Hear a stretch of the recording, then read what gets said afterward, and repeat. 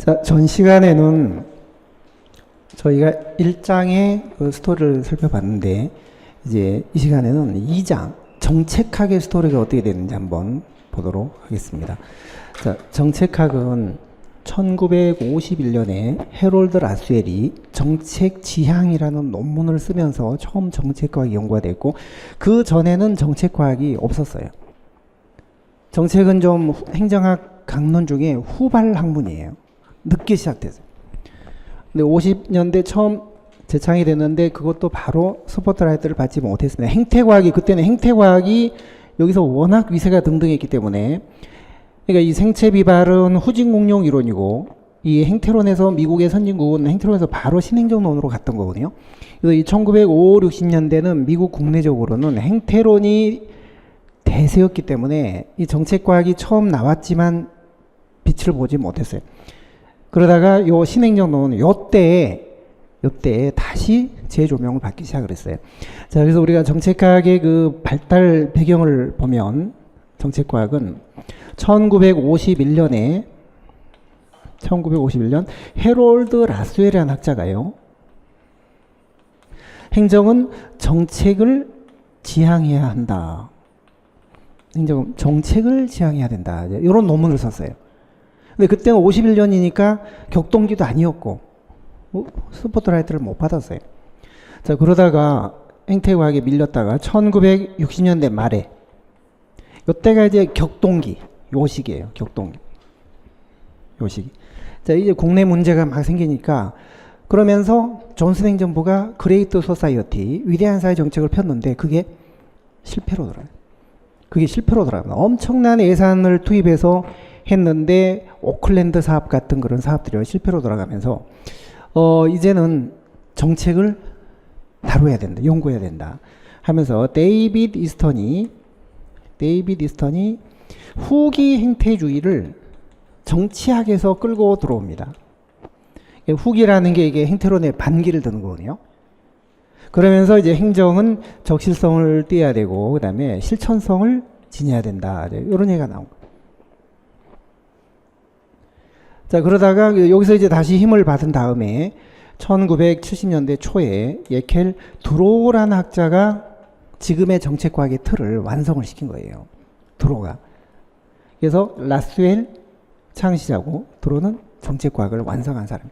그러니까 정책학은 50년대 초에 재창되었다가 행태론에 밀렸다가 60년대 말에 격동기 때 신행정론과 함께 정책과학이 이제 빛을 봤다, 그렇게 생각하시면 돼요. 자, 그런데 시작된 건 1950년대에 시작이 된 겁니다. 그래서 정책과학의 그 전개는, 처음에는 정책과학이 50년대만 해도 정책을 결정하고 분석하고 뭐 의제를 채택하고 이런 거 연구했어요.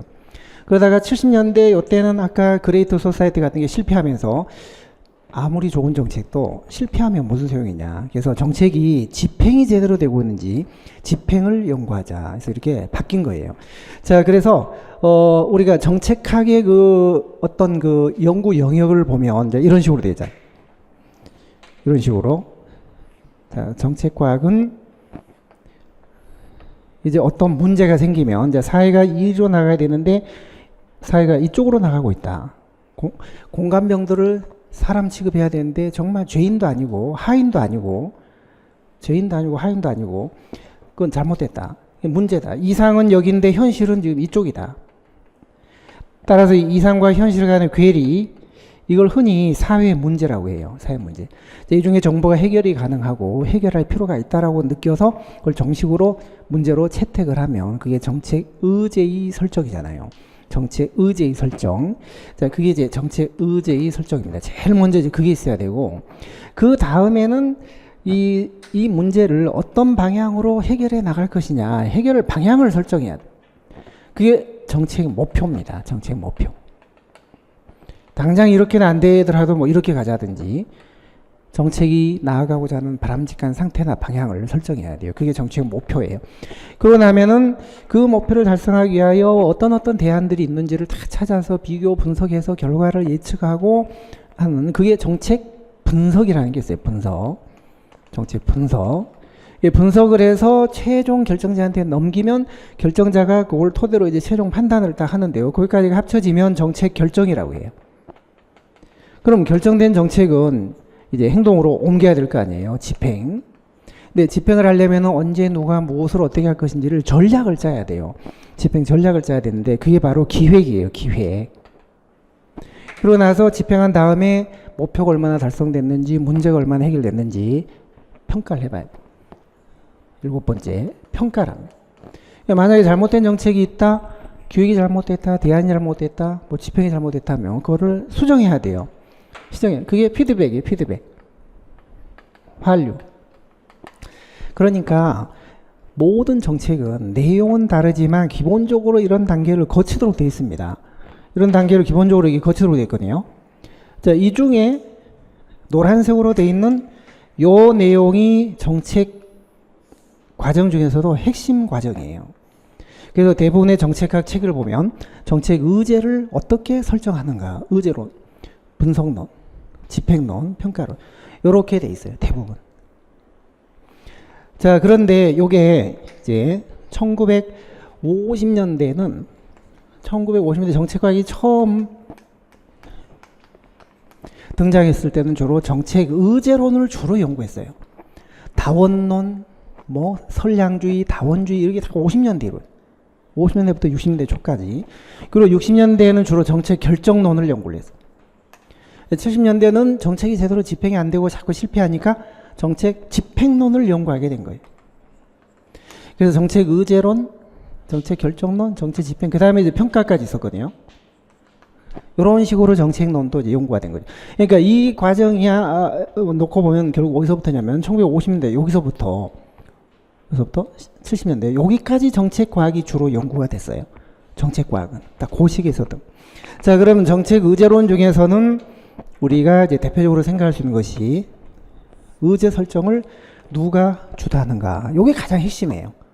의제 설정을 누가 주도하는가. 이게 정치학의 국가론에서 유래가 된 건데 그게 이제 다원주의라는 게 있습니다. 먼저 5가지가 있죠. 선량주의, 마르크스주의, 그 다음에 베버주의, 그 다음에 조합주의라는 게 있죠. 다원주의는 정책 의제를 누가 주도한다고요? 이익집단이 모든 걸 주도한다. 다원주의는 이익집단이 모든 걸 주도한다. 국가는 중립적인 심판관에 불과하다. 가리키는 대로 바람 부는 대로 그저 따라가는 정책을 따라주기만 하면 되는 풍향계 정부다. 선량주의는 엘리트가 모든 걸 주도하는 거야. 지배계층. 소수 지배계층이 정책을 전부 주도한다. 자, 그다음에 마르크스는 자본가 계급이 모든 걸 주도한다. 칼 막스가 주장한 계급이론, 공산주의 이론이요. 그 다음에 베버하고 이거 독일 사람이고 둘 다다. 물론 칼 막스는 나중에 무국적인 상태로 죽었죠. 원래는 독일 사람인데 추방당했잖아요. 공산주의를 자꾸 주장하니까 추방당해갖고 결국 뭐 러시아로 갔다가 어디로 갔다가 막 또 돌아다니다가 무국적인 상태에서 죽었어요. 자관 이 언론과 강단에서 이 사람은 주로 이제 칼 막스는 언론이나 책을 통해서, 그 다음에 막스 베버는 이 사람은 베를린 법대 교수였으니까 강단에서 서로 엄청난 논쟁을 했어요. 이 사람은 자본주의는 멸망하고 사회주의가 도래할 것이다. 이거는 자본주의는 멸망하지 않는다. 법이 지배하니까. 이건 법이 지배하고 여기는 계급이 지배한다라고 생각했거든요. 계급 투쟁이 발생해서 자본주의는 멸망할 것이다. 사회주의로 이행될 것이다. 그러나 그 주장은 맞지 않았죠.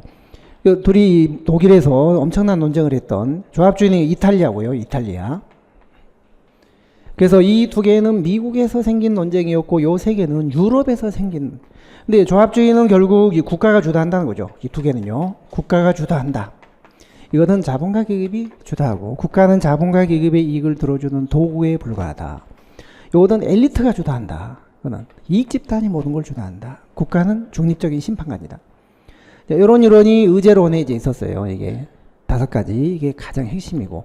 그 다음에 이제 60년대 정책 결정론으로 넘어와서는 정책이 어떤 기준에 의해서 결정되는가 여러 가지 모형이 있습니다만 가장 기본적인 모형이 합만점혼체라는 5가지 모형이 있어요. 합리 모형, 만종 모형, 점증 모형, 그 다음에 혼합 주사 모형, 그리고 최종 모형. 최종모형이학과 정책과학을 완성시킨 드로우라는 학자가 70년대 초에 마지막으로 제시하면서 이제 이로써 정책과학이 완성이 된 거예요. 1950년대 말서부터 70년대 초까지 거의 1960년대라는 요 한 세대 한 10년을 우리가 뭐 디케이드라고 하나요? 디케이드? 그 정도 연구됐던 게 정책 결정을. 합리 모형은 절대적인 합리성. 이게 다 나름대로 합리성을 기준으로 해요. 근데 이거는 완벽한 합리성, 절대적인 합리성을 발휘해서 의사결정이 된다. 정통 고전파 경제학자들이 하는 그런 모형. 그 다음에 만족 모형은 사이몬의 만족. 제한된 합리성에 따라 의사결정이 이루어진다. 인간의 인지 능력은 한계가 있기 때문에 완벽하지 못하다. 제한된 합리성. 그 다음에 점중 모형은 이 제한된 합리성을 받아들이면서도 추가로 정치적 합리성을 강조했죠. 타협과 협상에 의해서 정책 결정은 되는 거지 뭐 분석을 하거나 뭐 그게 아니다. 그래서 점중 모형하고 합리 모형이 가장 극단적인 모형이에요. 혼합 모형은 이 두 개를 그래서 결합한 거예요. 합리하고 점중 모형을 결합을 한 거예요. 그래서 근본적인 뿌리에 해당하는 근본적인 결정은 합리 모형으로 하고 모든 거를 다 분석을 하고 그 다음에 세부적 지엽적인 그런 결정은 조금씩 바꿔나가는 점증주의를 하자. 이거는 대폭적으로 변화시키는 거거든요. 원점에서부터 뿌리채 대폭적으로. 이거는 점진적인 변화, 점진적으로 변화를 시키는 거예요. 대폭이 아니라 소폭으로. 대폭, 소폭. 근데 혼합 모형은 근본적인 뿌리에 해당하는 것은 합리 모형이 입각해서 근본적인 판단을 하고 그리고 지엽적인 문제는 점증주의로 약간씩 고쳐나가자. 상황에 따라 두 개를 다 탄력적으로 적용. 이게 혼합 주사 모형. 자, 그 다음에 최종 모형은 기본적으로 합리 모형을 토대로 하면서도 선례가 없는 우리 사드라든지 뭐 이런 문제, 비정형적 이런 문제는 초합리성이 필요하다. 초합리성이. 그래서 합리성에다가 초합리성이라는 합리성을 뛰어넘는 초합리성을 가미해야지 정책이 최적의 수준까지 올라갈 수 있다. 그래서 정책과학을 완성시킨 사람이 예켈 두로라는 사람인데요. 이 사람이 주장한 모형이 바로 최종 모형이에요. 최종. 그래서 함만 점혼체 이게 정책 결정의 가장 기본적인 5가지 모형이에요. 그러다가 결정된 정책이 제대로 집행이 안 된다. 그래서 70년대 위대한 사회의 정책 같은 게 실패로 돌아가면서 이제 정책을 집행을 연구하자. 이제 집행에 대한 관심이 이제 싹트거든요. 근데 요 집행도 보면은 초반에는 70년대 초반에는요 하향식이었어요.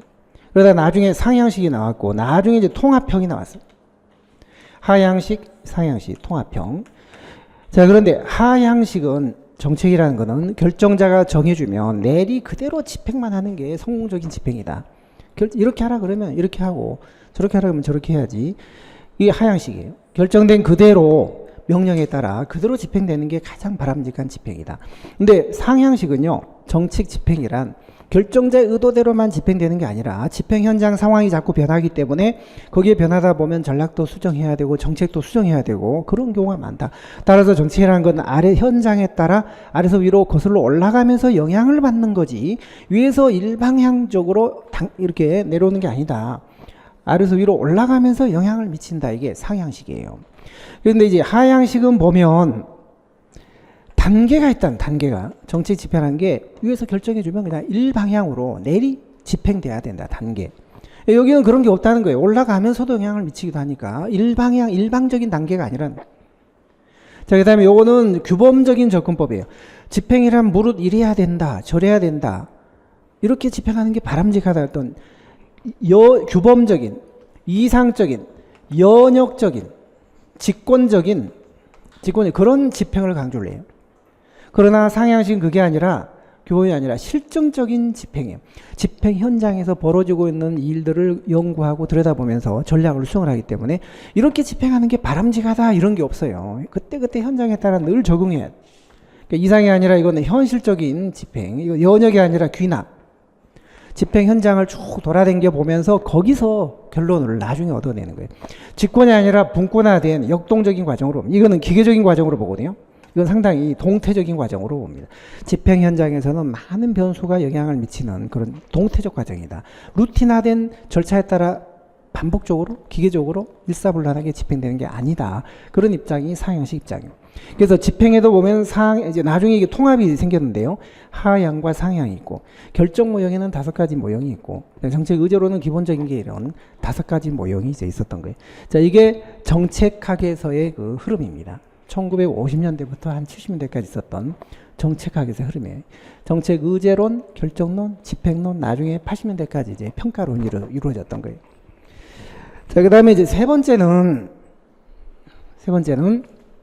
3장은 조직론인데요. 조직론은 흐름이 이제 어떻게 되냐면 절대 군주국가 때 관료제가 시작이 됐어요. 봉건 절대 군주국가 때 강력한 상비군과 관료가 필요하다. 그래서 관료제와 상비군이 시작이 됐어요. 이때 군주국가 때. 그러다가 요 근대 입법국가 초기 때는 미국 같은 경우는요, 관료제가 필요 없다라고 했어요. 시장으로 다 넘기면 되고 강력한 관료 집단 필요 없다. 국가는 아예 필요 없다고 생각했거든요. 그때 미국 사회가 다원주의였기 때문에 강력한 관료제는 필요 없다고 생각하다가, 그러다가 이제 고전 경쟁학이 등장하면서 유럽의 막스 베버의 관료제론이 상륙을 한 거예요. 그래서 우리 고전기 상관왕은 혹시 기억나시죠? 고전기 상관왕. 고전기 때 이제 막스 베버의 관료제론이 미국의 고전 경쟁학에 편입이 되거든요.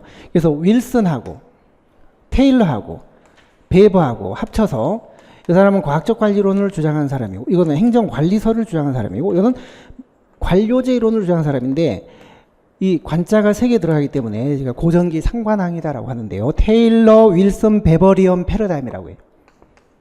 테일러, 윌슨, 베버리엄 패러다임. 이게 고전기 상관왕. 똑같은 이론은 아니지만 기본적으로 행정을 보는 관점이나 패러다임은 똑같아요. X이론. 조직은 기계고 인간은 기계 부속이고 공식 구조만 잘 갖춰놓으면 인간은 다 시키는 대로 한다. 자, 그래서 이제 고전 경쟁학이 등장하면서 막스 베버의 관료제가 미국에 상륙을 하면서 그때 초창기 그 고전기 조직 구조가 바로 기계적 구조예요. 기계적 구조. 그러다가 60년대 말에 또는 70년대 신행년로 이때 유기적 구조로 이게 바뀌어요. 바뀝니다.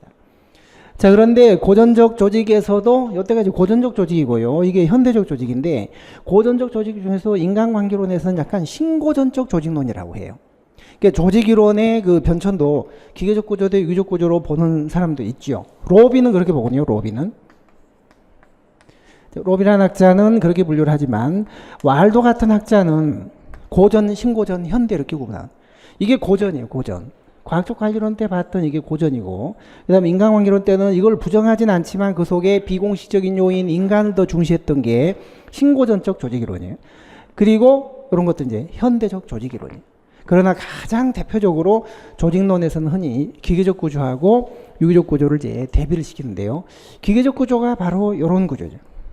유기적 구조는 이런 구조거든요. 자, 이 중에 여러 가지 특성이 있고요. 모형도 여러 가지가 있어요. 데프트가 구분하는 기능사 매수내유라는 게 있습니다. 나중에 조직의 모형 중에 가장 대표적인 이론으로요. 기능사 매수내유라는 게 있어요. 자, 이거는 기계적 구조고, 이거는 기능 구조고, 이거는 사업 부재고, 매트릭스 조직이고, 수평 구조고, 네트워크 조직이고, 이거는 유기적 구조거든요. 근데 이 유기적 구조가 학습 조직이에요. 학습 조직. 이게 가장 이 두 개는 합쳐져서 고전적인 관료제를 말해요. 그래서 넓게 말하면, 넓게 구분하면 여기까지가 고전적 조직이고요. 여기서부터가 유기적 구조예요. 유기적 구조가 이런 조직이고 고전적 조직이 이런 조직이거든요. 그러니까 여기까지가 기계적 구조고, 이 두 개가요. 근데 이 기계적 구조의 하부 조직에서 쓰는 게 기능 구조원이에요. 그래서 기능사 매수내용은 이제 지금 저희가 상세하게 볼 수는 없어요.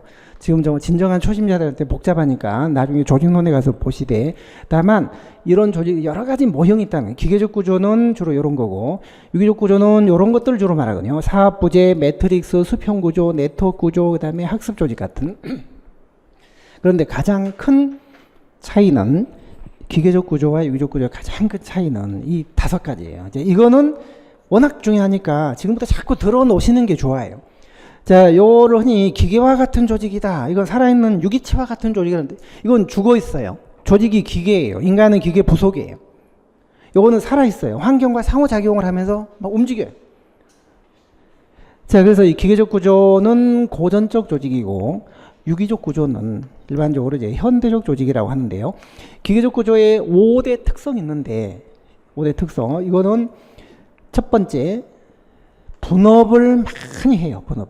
자, 분업 업무를 쪼갠다는 건데요. 성질과 종류별로 너는 주차만 해라, 청소해라, 전화 받아라, 서빙해라, 돈 받아라 업무를 수평적으로 이렇게 성질과 종류별로 나누어서 가급적 한 사람에게 한 가지 일만 반복적으로 맡기는 거예요. 지금 그 군인 높은 사람들 공관병도 보니까 한 사람 있는 게 아니더라고요. 조리병, 과외병, 골프병, 운전병 뭐 한 7, 8명이 되더라고요. 그 사령관이 대장인데 포스터인데 그 부하들한테 직접 그랬대요. 내가 사령관이면 우리 아내는 사단장급이다. 그리 알고 잘 모셔라. 이걸 수차 얘기를 하더니 내가 별 4개인데 우리 부인은 별 2개짜리 사단장급 똑같으니까 잘 모셔라. 아니 부인이 무슨 사단장급이에요. 그런 말들을 지금 증언을 다 했더라고요. 실제 사실로 다 밝혀졌다고 하더라고요. 그러니까 이게 분과별로 너는 운전만 해, 너는 조리만 해, 너는 과외만 해. 그 다음에 아이들 그 자녀들 아이 밥도 다 해줘. 속옷까지 빨래까지 다 해주고 했다고 하더라고요. 그리고 음식이 좀 뭐 간이 안 맞거나 맛이 없으면 넌 이따위밖에 못하냐, 뭐 집에서 이런 것도 안 배웠어, 네가 조리병이 하면서 뭐 음식을 집어 던지고 뭐 했다고 하더라고요. 그러니까 주차만 해, 청소만 해, 전화만 받아, 뭐해 이렇게 업무를 이렇게 분야별로 나누어서 한 사람한테 가급적 한 가지 일만 맡겨야지 전문성이 높아지고 능률이 높아질 거 아니에요. 그게 분업이에요. 분업. 업무를 쪼갠다. 업무를 쪼갠다. 자, 이런 조직은요, 더 이상 쪼갤 수 없을 정도로 계속 쪼갭니다. 그런데 또 하나는 뭐가 있냐면, 계층제라는, 계층의 수가 엄청 많아요. 장관, 차관, 실장, 엄청 계층이 많아요. 이런 조직은 계층이 별로 없어요. 왜 이런 기계적 구조는 계층이 많냐, 상하 계급 계층이 많냐면, 통솔 범위가 좁기 때문이에요. 한 사람이 통솔할 수 있는 범위가 한계가 있다고 생각했기 때문입니다. 만약에 장관이 부하들 3,000명을 모두 통솔할 수 있다면 필요 없겠죠. 부대장이 10,000명의 군인 장병들을 다 통솔할 수 있다면 부대장, 뭐 참모, 뭐 소대장, 중대장, 대대장 필요 없어요. 혼자 다 하면 돼요. 통솔 범위가 좁기 때문에 한계가 있기 때문에 그 밑에 차관, 국장, 과장, 팀장 여러 계층을 두는 거예요. 따라서 계층의 수와 통솔 범위는 이렇게 반대입니다. 역관계입니다. 통솔 범위를 넓게 보면 계층이 많아지지 않아요. 이런 조직을 해요. 이런 조직은 주로 하부 조직이 팀 조직으로 돼 있어요. 팀 조직. 이런 조직은 하부 조직이 이렇게 기능 구조로 돼 있거든요. 기능별로 인사, 예산, 조직이 이렇게 쪼개져서 기능별로 주로 이렇게 돼 있는데 이런 조직은 팀별로 돼 있거든요. 팀별로. 근데 팀장이 심지어는 한 200명까지도 통솔을 해요. 200명. 작은 팀은 한 뭐 50명도 있고 20명도 있고. 그러니까 통솔 범위가 상당히 넓습니다. 넓으니까 계층이 많을 필요가 없는 거죠. 계층의 수와 통솔 범위는 서로 반대입니다. 역관계. 자, 그 다음에 이런 조직은 표준화를 많이 합니다. 이런 일은 이렇게 하고 저런 일은 저렇게 이렇게 매뉴얼을 많이 만들어요. 땅콩은 항상 접시에 내다 놔라. 비행기가 뜨든 내리든 움직이든 뭐 어떻든 무조건 접시에 내다. 환경에 적응을 못하는 거예요. 매뉴얼대로 해야 되거든요. 이런 거는 그렇지 않아요. 자, 그렇기 때문에 이런 조직은 고난이 위에 있어요, 전부. 아래를 너무 쪼개놨기 때문에 이 사람들 간에 서로 분쟁이 생기거나 하면 조정을 못하니까 과장이, 국장이, 차관이, 장관이 위로 올라오면서 위에서 해줘야 돼요. 그렇기 때문에 이런 조직은 직권화가 돼요. 직권은 고난이 위로 집중됐다는 뜻이에요. 반대는 분권이에요. 아래로 분산됐다. 고난이 주로 아래쪽으로 이렇게 분산되어 있으면 이게 분권이에요. 분권. 위로 올라갔으면 직권이에요. 자, 분업은 업무를 이렇게 미세하게 쪼갰냐가 분업이고, 분업을 안 했으면 통합했다고요. 통합. 그러니까 팀장처럼 네가 정책 입안에서부터 결정까지 네가 해라.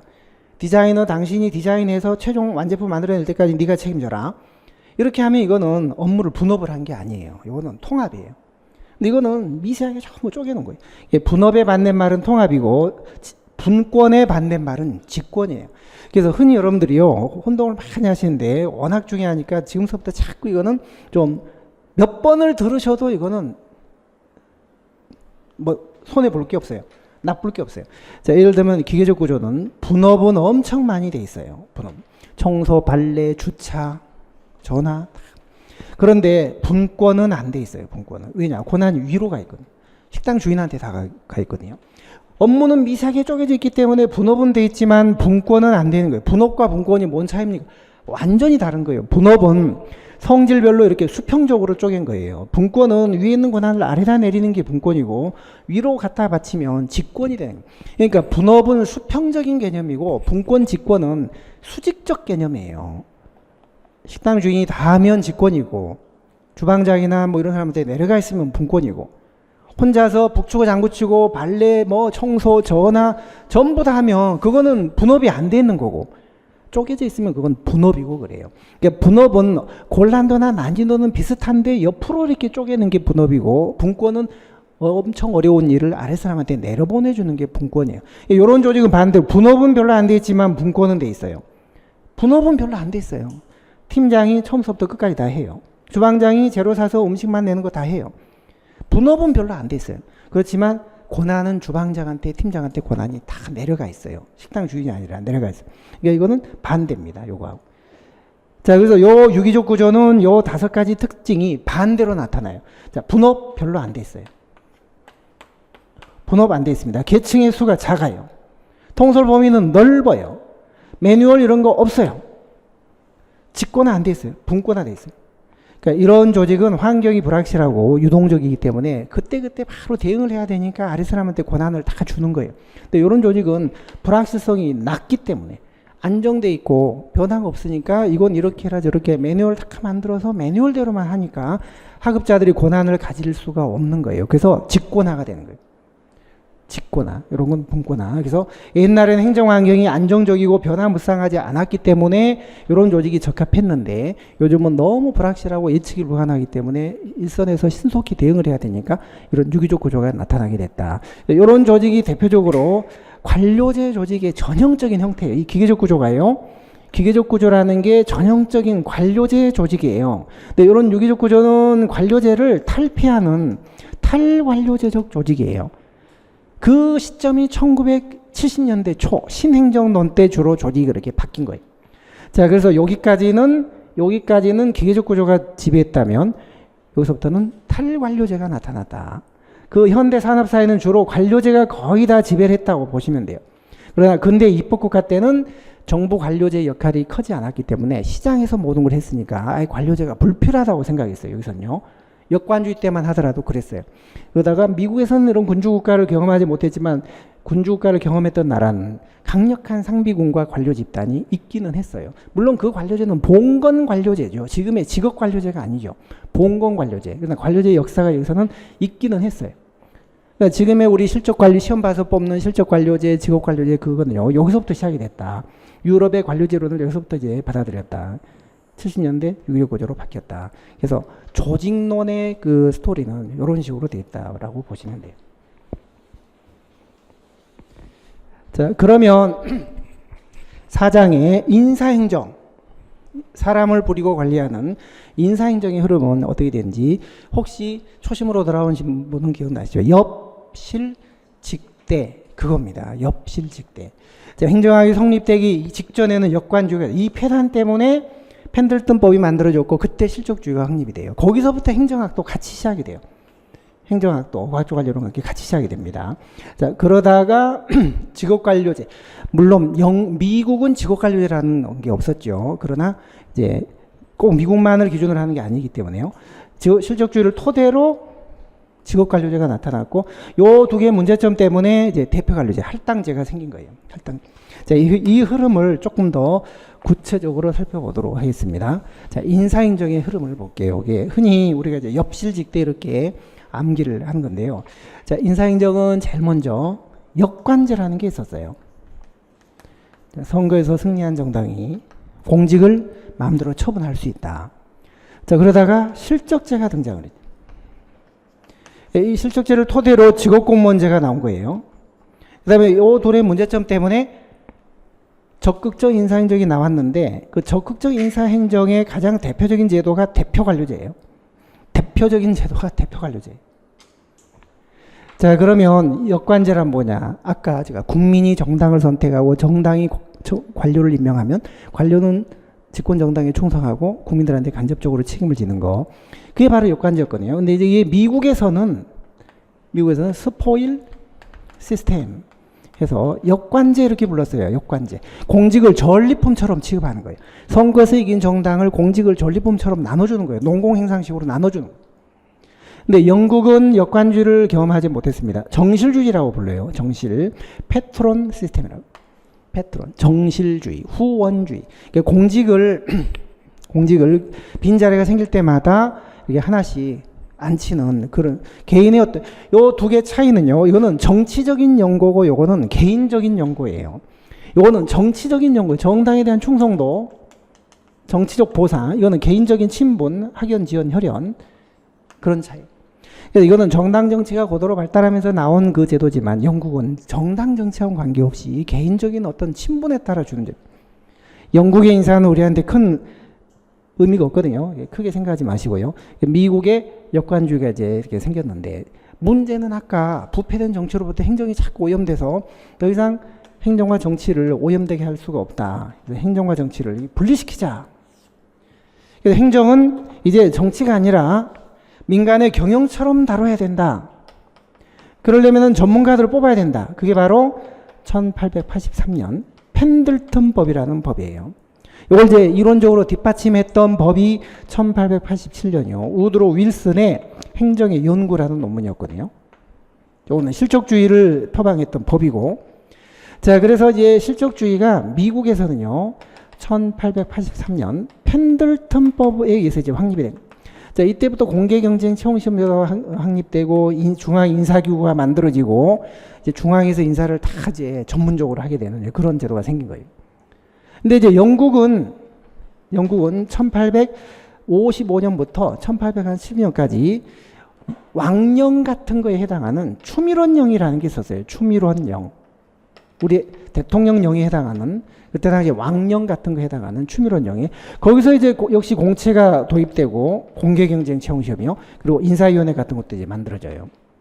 실적주의가 역사적으로 보면 크게 두 가지 이제 형태가 있는데요. 그게 바로 미국형 실적주의와 영국형 실적주의인데 이게 성격이 달라요. 이 두 나라는 공직 풍토가 달랐기 때문에 같은 실적주의지만 상당히 다른 차이를 보여요. 결론적으로 말씀드리면 미국은 개방형 실적주의예요. 영국은 폐쇄형 실적주의예요. 자, 나중에 우리 인사행정에 가서 워낙 중요하니까 자꾸 들어야 되는 것들이니까 지금 한번 다시 미리 들어놓으신다면, 자, 공직이 이렇게 있으면 미국은 직무 중심의 풍토를 갖고 있어요. 모든 인사가 사람이 아니라 직무 중심이에요. 이 직무의 반대말이 사람 중심. 그래서 미국 같은 경우는 여기에 있던 새로운 직무가 하나 생겼다. 없던 직무가 새롭게 하나 생기면 미국은 무조건 밖에서 전문가를 채용해야 돼. 밖에서. 이 직무가 없어졌다. 그럼 직무 없이 사람이 있을 수 없어요. 폐직이 되면, 직무가 없어지면 퇴직으로 이어집니다. 이 직무 때문에 사람이 들어왔기 때문에 직무가 없어지면 그 사람도 나가야 돼요. 그렇기 때문에 미국은 직무 중심의 풍토예요. 근데 영국은 새로운 직무가 생겨도 아는 사람을 임명을 해요. 그 다음에 이 직무가 없어져도 내보내지 않아요. 다른 업무를 또 맡겨요. 그렇기 때문에 사람이 직무의 변동에 따라 신분이 왔다 갔다 하거나 이렇게 하지 않아요. 사람 중심. 직무보다는 사람 중심. 그러니까 여기서는 신분이 보장이 좀 되고, 여기서는 신분 보장이라는 개념이 전혀 없는 거예요. 그게 바로 개방형. 그러니까 개방형은 중간에 밖에서 들어오고 나가고 이렇게 마음대로 하는 거예요. 들어오면 경력이 인정되고 나가도 여기 경력이 서로 인정이 돼요. 그게 개방형이라는 게 경력이 상호간에 인정되는 제도를 말해요. 근데 영국 같은 경우는 폐쇄형이에요. 하위직으로만 충원을 해요. 하위직으로만 충원을 해서 승진을 통해서 양성을 시키지 중간에 끌어오거나 영입을 못해요. 나가면 경력이 인정이 안 돼요. 손해입니다. 그러니까 나가라고 해도 나갈 사람이 없고 들어오라 그래도 들어올 사람이 없는 거예요. 손해니까요. 그래서 미국의 실적주의는 직무 중심이었기 때문에 개방형이 돼요. 그리고 공직분류도 직위분류제라는 공직분류가 돼요. 직위분류제. 이거는 계급제가 돼요. 계급제. 그러니까 영국의 계급제는 계급만 있어요. 계급만. 행정계급, 집행계급, 서기계급, 서기보에서 학력이나 출신 성분하고 연관되어 있거든요. 계급만 있고 직무의 어떤 성질과 종류에 따라 직렬, 직류 이런 구분이 없어요. 근데 미국은 직류, 직렬, 직군 이렇게 다 나뉘어져 있어요. 세무직, 교정직, 복지직. 그러니까 들어올 때부터 전문 과목 시험 봐서 승진도 직렬 내에서만 해야 돼요. 그러면 전문성이 여기가 높겠어요? 여기가 높겠어요? 여기가 높죠. 전문성이 상당히 높아요. 여기는 전문가. 이건 전문화가 안 돼요. 자, 전문성이 높고 여기는 개방형인 반면 여기는 전문성이 떨어지고 신분 보장이 잘 되면서 폐쇄형이에요. 그러니까 외부 사이하고 딱 담이 쌓여져 있어요. 그러면 이 둘 중에 어떤 게 더 직업공무원제 확립에는 유리하겠어요? 영국이 훨씬 더 유리하죠. 자, 여기는 일찍이 직업공무원제가 확립이 됐지만 미국은 직업공무원이라는 개념이 아직도 없어요. 아직도. 신분 보장이 안 돼요. 직무 구조가 바뀌거나 하면 바로 퇴직이 되니까요. 자, 그래서 같은 넓은 의미의 실적주의 속에는 미국형 실적주의와 영국형 실적주의가 있는데 미국형 실적주의가 개방형이고 영국이 폐쇄형인데 직업공무원제는 영국 같은 폐쇄형에서만 직업공무원제가 돼요. 그러니까 우리가 넓은 의미의 실적주의 속에는 직업공무원제가 포함이 돼요. 그런데 폐쇄형의 실적주의를 취하는 영국 같은 경우에만 직업공무원제라고 합니다. 미국은 직업공무원제라는 개념이 아예 없어요. 지금도 없어요. 지금도. 말은 자꾸 뭐 해야 된다고 얘기를 하지만 아직 안 돼 있거든요. 자, 이렇게 해서 실적주의하고 직업공무원제는 사실 이게 넓은 개념이고 그 속에 일부가 직업공무원제라고 보시면 돼요. 그래서 실적주의가 됐다 하여 다 직업공무원제가 되는 건 아니지만 이게 되려면 실적주의가 기반이 돼야 돼요. 그래서 실적주의는 직업공무원제의 필요 조건일 뿐 충분 조건은 아니다 이렇게 자꾸 얘기를 했던 거예요. 이걸 하려면 시험 봐서 뽑아야 되고 실적주의가 기본적으로 바탕이 돼야 돼요. 그러나 이것만 됐다 그래서 그게 다 직업공무원제가 되는 건 아니에요. 개방형의 실적주의를 취하는 이런 경우는 직업공무원제가 안 되거든요. 자, 그런데 이제 이 두 가지 제도를 싸잡아서 이제 문제가 생겨요. 이거는 너무 좀 모든 사람을 정규직으로 뽑아서 이렇게 하는 그런 제도다. 그래서 요거 두 개가 차이가 있지만 그래도 요거에 비하면 신분 보장이 좀 되는 제도잖아요. 요거는요. 요거에 비하면. 그런데 요 적극적 인사 행정은 이게 너무 소극적 인사다. 한번 젊었을 때 공부 한번 잘해서 뽑히면 계속 공무원 신분 유지하는 그런 제도이기 때문에 국민들에 대해서는 전혀 이건 생각을 하지 않고 자기들의 권익과 신분만 생각한다. 그래서 적극적 인사 행정이 이제 나오게 된 거예요. 그 중에 대표적인 제도가 대표관료제예요. 시험 봐서 뽑았더니 상류 출신 주민들만 공직에 들어오고 소외계층이나 빈곤층 같은 하층 계층 사람들은 절대 들어올 수가 없다. 그러면 예를 들어서요. 영국 같은 경우에 옥스브리지 출신이 중앙정부의 82.4%가 들어온다는 거예요. 84%. 수십 년간 실적주의를 했더니 시험 성적을 잘 내는 상류 출신 주민들만 공직에 들어오더라. 그래서 이 킹슬레이라는 사람이요. 킹슬레이라는 사람이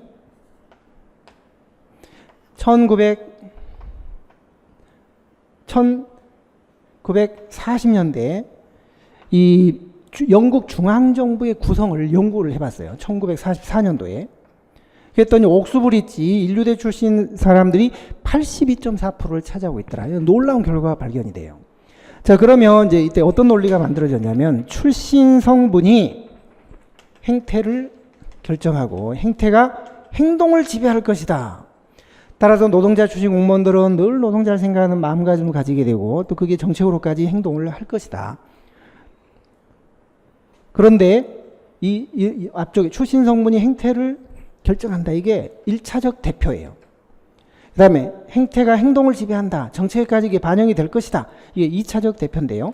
대표 관료제를 지지했던 사람들은 다는 아니지만 상당 수 학자들이요. 1차적 대표가 2차적 대표로 이어질 것이다 라고 생각을 했어요. 믿었어요. 자, 그래서 결국 정책이라는 것이 대표성을 가지려면 출신 성분별로 공직 구성이 비례대표식으로 할당, 안배가 돼야 된다. 이런 논리가 나오게 됩니다. 그래서 시험을 보긴 보되 시험 성적을 많이 낼 수 없는 약자 집단들, 이런 사람들을 할당을 해서 뽑아야 된다. 그게 대표관료제예요. 대표관료제. 할당임용제죠. 할당임용제. 할당임용제. 대표관료. 이거는 시험 성적에 관계없이 집단별로 안배를 하는 거니까 이런 제도가 상당히 이제 후퇴가 된 거예요. 자, 그래서 엽실 직대 인사제도는 역관제, 실적주의, 그다음에 지구권문제, 그다음에 대표관료제로 이제 이어졌다라고 하는 거예요. 엽실직 때.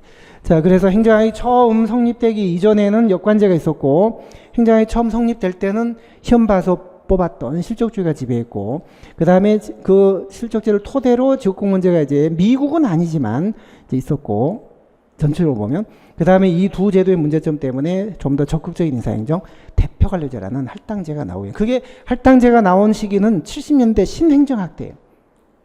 공자, 형평적, 약자들, 빈곤층을 달래기 위한 그때 이 미국에서는요, 어퍼머티브 액션이라는 정책이 있었어요.